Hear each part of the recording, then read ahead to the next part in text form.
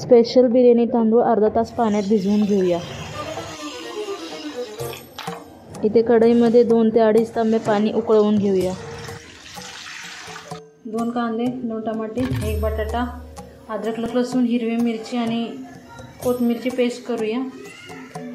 आणि अख्खा मसूर घेतला आहे, बिना भिजवलेला आहे। आपण काय इन्स्टंट बिर्याणी करतोय, ठीक आहे। पाण्याला छान असं उकळी सुटली। आता थोडंसं तेल सोडूया।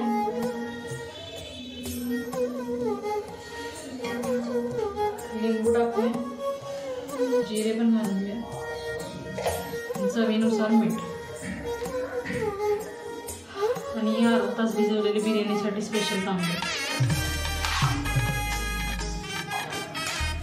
तांदूळ सोडल्यावर 7 ते 8 मिनटं गरम पाण्यातून फक्त 90% शिजवून घ्या, ठीक आहे, मीडियम फ्लेमवर। मिक्सरच्या भांड्यात टोमॅटो, लसूण, अद्रक, मिरची, कोथिंबीरची पेस्ट करून घेऊया।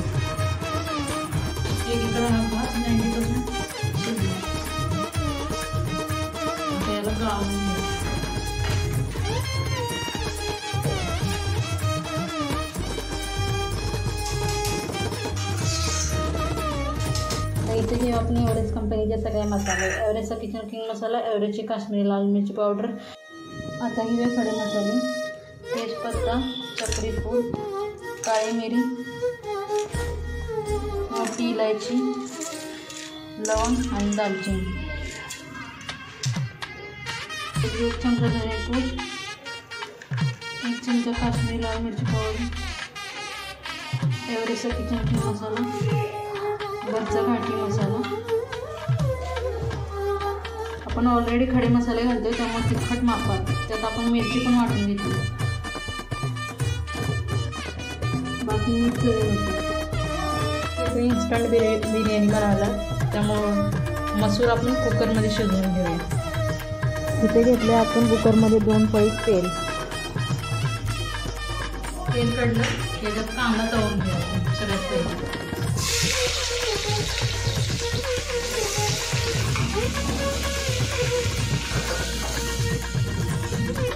आता यात घालून घे 1 चुटकी शेंगुळीत नमक, म्हणजे पटापट भाजून होईल आपला कांदा। छान असं तळून निघलं, त्यातला थोडासा कांदा आपण वरती लेअर लावायला काढूया आणि बाकीचा असं फोडून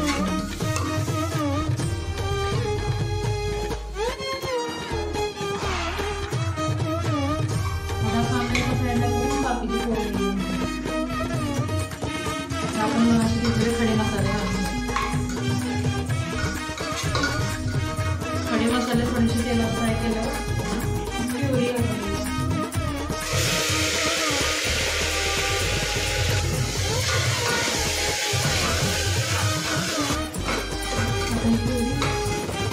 तेल सुटेपर्यंत शिजवून घेऊया। आता ह्याचं तेल वर आले, याचा अर्थ टोमॅटो प्युरी शिजली। त्यात आपण बाकीचे शिल्लक मसाले घालून घेऊया।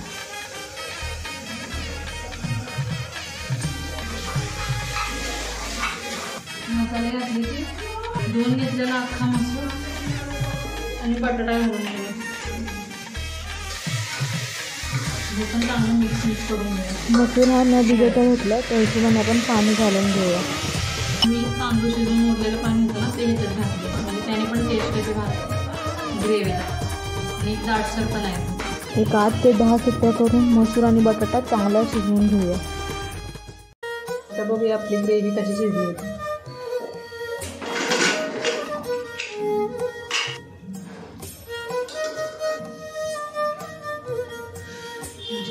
एकदम नरम ही ग्रेव्ही आता आपण कढईत ट्रान्सफर करून घेऊया।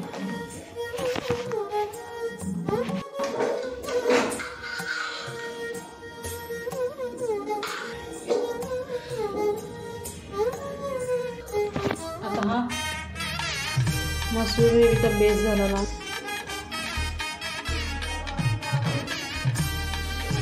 भाताचा लेअरला तळलेला कांदा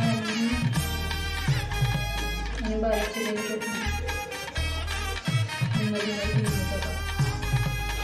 इथे गॅस ऑन करून तर ह्याला दम लावून घ्यायचं. कढई आहे अशी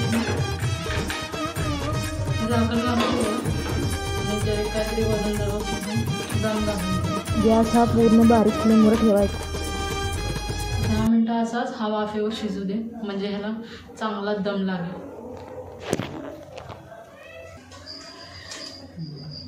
हाँ हाँ हाँ, ये क्या कमाल का नज़ारा है, बहुत सुंदर. बालिके, हम प्रसन्न हो गए आप पे.